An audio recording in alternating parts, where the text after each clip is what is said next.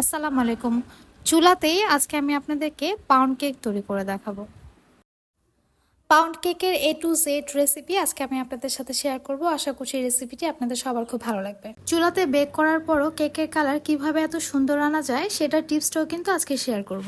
ডেকোরেশনের জন্য আমরা যেভাবে কেক বেক করি সেভাবে কিন্তু পাউন্ড কেকটা তৈরি করতে হয় না। এতে করে কেকটা অনেক ড্রাই হয় এবং খেতে কিন্তু তেমন ভালো লাগে না। কেক তৈরি করার জন্য প্রথমেই শুকনো উপকরণগুলোকে আমি মিশিয়ে নেব। আর এই জন্য একটা স্ট্রেইনারে আমি প্রথমেই নিয়ে নিলাম 1 কাপ পরিমাণ ময়দা। তার সাথে দিয়ে দেব 1.25 কাপ পরিমাণ গুঁড়ো দুধ। গুঁড়ো দুধের পরিমাণটা যত বেশি দিবেন সেই কেকটা খেতে কিন্তু ততটাই মজা হবে। এর সাথে অ্যাড করছি 1 চা চামচ পরিমাণ বেকিং পাউডার। আমি একটু ভরে ভরে 1 চা চামচ নিয়েছি।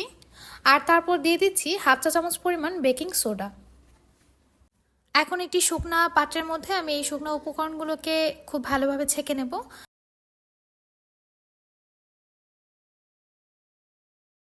শুকনো উপকরণগুলোকে 2 থেকে 3 বার ছেঁকে নিলে সেটা খুব ভালোভাবে মিশে যায় আর কেকটাও কিন্তু খুব ভালো হয়।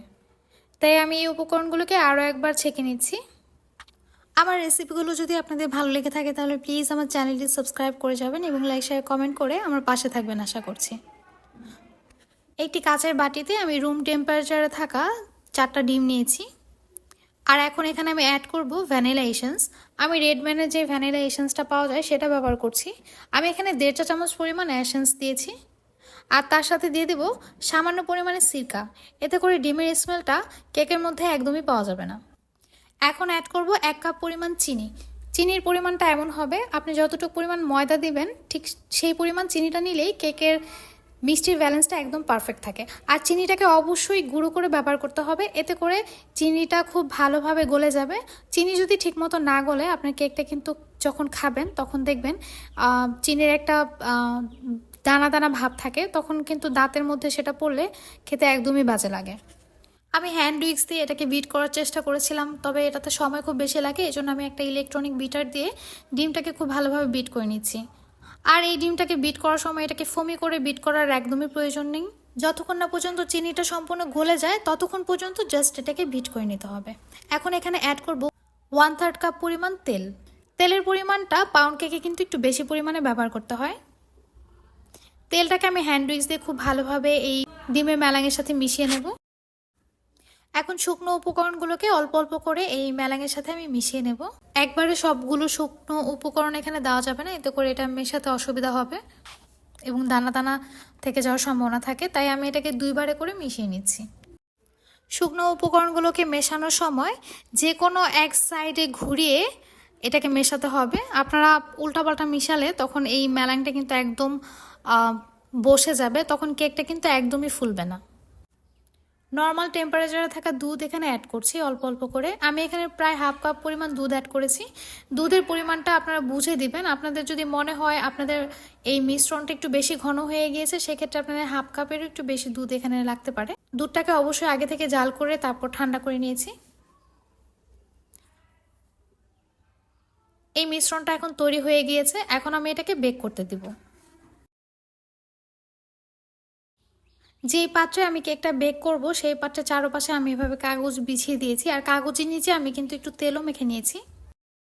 এখন কেকের এই ব্যাটারটাকে উপর থেকে আমি ঢেলে তারপর মোল্ডের মধ্যে নিয়ে নেব আর মোল্ডটাকে এভাবে ঝেঁকে নেব, এতে করে ভেতরে ফাঁকা থাকবে না। মাঝখানে হালকা একটু তেল দিয়ে দিচ্ছি, এতে করে কেকটা একটু সুন্দর হবে। মাঝখান দিয়ে একটু ফাটা ফাটা হবে, যেটা পাউন্ড কেকে আমরা সচরাচর দেখতে পাই। যে পাত্রে আমি কেকটা বেক করব সেটাকে আমি আগে থাকতেই গরম করে রেখেছি এবং একটা স্ট্রেনার বসিয়ে রেখেছি। তার মধ্যে কেকটা আমি দিয়ে এখন চুলার আঁচটা মিডিয়াম টু লোতে রেখে দেব। আর ঢাকনাটা একটু ফুটা ছিল সেটা আমি আটা দিয়ে লাগিয়ে নিয়েছি। কেকটা বেক করার সময় অবশ্যই এই ধরনের সিলভার অথবা স্টিলের ঢাকনা ব্যবহার করতে হবে, এতে করে কেকের ওপর সুন্দর একটা কালার আসে। 10 মিনিট বেক করার পর আমি কেকের ওপর কিছু ড্রাই ফ্রুট দিয়ে দিচ্ছি। কেকটা 10 মিনিট বেক করার পর এই ড্রাই ফ্রুটগুলো অ্যাড করতে হবে, এতে করে ড্রাই ফ্রুটগুলো উপরেই থাকবে। আপনারা যদি সাথে সাথেই ড্রাই ফ্রুটটা অ্যাড করে তারপরে এটাকে বেক করতে দেন সেক্ষেত্রে ড্রাই ফ্রুটগুলো কিন্তু একদম সব নিচে নেমে যাবে কেকের, সেটা কিন্তু দেখতে সুন্দর হবে না। চুলার আঁচটা মিডিয়াম টু লোতে করে আমি এটাকে বেক করব ঘড়ি ধরে পুরো 25 মিনিট। 25 মিনিট পর কেকটা কিন্তু একদমই বেক হয়ে গিয়েছে। দেখতেই পাচ্ছেন কত সুন্দর একটা কালার এসেছে। কেকের কালার এত সুন্দর আসার কারণটা আমি এখন বলে দিচ্ছি। কেকটাকে বেক করতে হবে মিডিয়াম টু লো আছে, একদম কমে রেখে কেকটা বেক করা যাবে না। যখন কেকটা বেক করবেন তখন চুলার তাপমাত্রা মিডিয়াম থেকে একটু কম থাকবে এবং কেকটাকে একটা সিলভারের পাত্রে অথবা স্টিলের পাত্রের মধ্যে বেক করতে হবে এবং খেয়াল রাখতে হবে পাত্রটা যাতে কেকের মোল্ডের তুলনায় খুব বেশি বড় না হয়ে যায় এবং অবশ্যই সিলভারের ঢাকনা দিয়ে ঢেকে তারপরে এটাকে বেক করতে হবে। তাহলেই দেখবেন আপনাদের কেকে খুব সুন্দর একটা কালার চলে আসবে। কেকটাকে মোল্ড আউট করে আমি এখন কেটে আপনাদেরকে দেখাচ্ছি। আর এটা দেখে কিন্তু বোঝার উপায় নেই এটা ওভেনে বেক করা হয়েছে নাকি চুলায় বেক করা হয়েছে।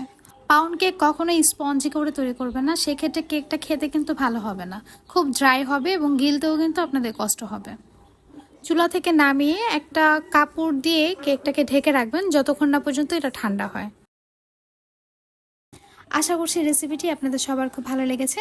আর আমার রেসিপিগুলো ভালো লেগে থাকলে অবশ্যই আমার চ্যানেলটি সাবস্ক্রাইব করে যাবেন। আল্লাহ হাফেজ।